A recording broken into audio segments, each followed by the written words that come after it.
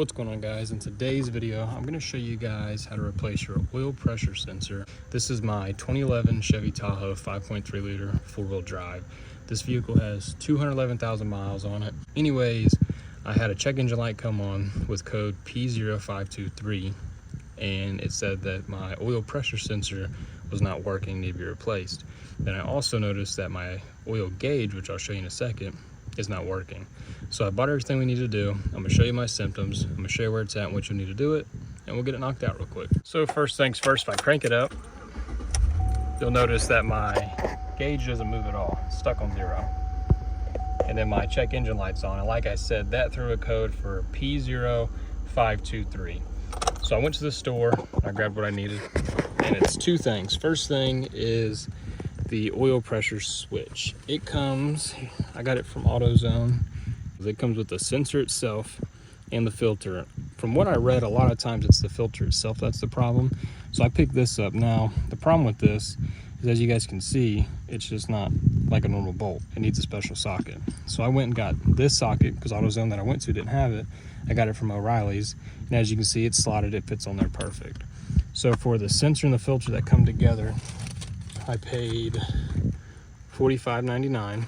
That down there is not with it. So I paid $45.99 for the sensor, and then for the socket, I paid 14 bucks.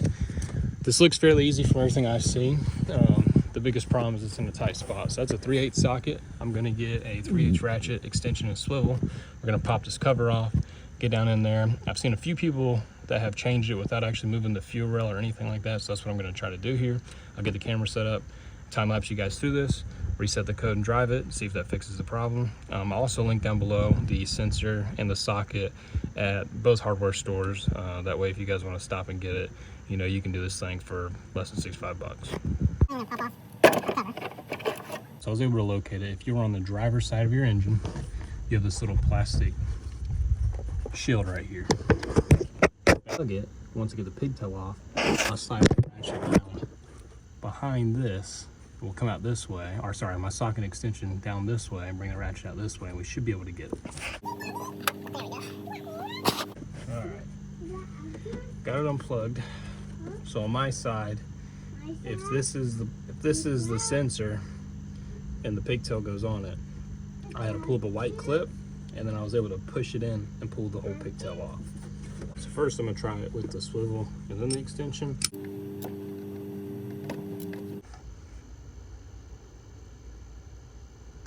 Is. So there's the old one. Now we gotta locate the filter and we'll get the new one on. So I was able to get it out. The old one I did drop. So here's the new one, and it sits in here just like this. What I did is I took my longer pick tool, I turned it cocked at an angle, and just pulled the whole thing up. If you don't have a pick tool like this, I think a few different ones would work, or you can probably get a flat tip screwdriver in there, get it in, cock an angle, and pull it up. So next, what I'm gonna do is get the new seal in. The short side needs to go down. I'm gonna put a little bit of oil on this, and then I'm gonna use my pick tool, I guess, and try to get her dropped down in there. I don't want it to fall behind the motor though, and then I'm stuck trying to retrieve it. So very carefully, we're gonna get this in, then we're gonna get the new sensor in. We should be good. This is what I'm going to attempt. And when it gets down there, I'm going to release it by pressing this. And hopefully, it will drop in the hole, no problem. It worked, perfect. Hey, come back! All right, the first try didn't work.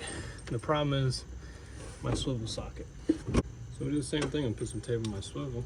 And I'm gonna cram that socket on, that way it still works, but hopefully it don't slide off. On those shops, they're going to quote you to take the intake off, the fuel lines and everything. So this right here. So I was able to get it plugged back in. It's easier if you pull this hose up and reach back there, but now we've got the new sensor, new filter. We're gonna go ahead and crank it up, see if the light cleared or if the gauge is working. Most likely, what I'm hoping is the gauge will be working and I'll just have to clear the code, but let's crank it up and see before we do anything else.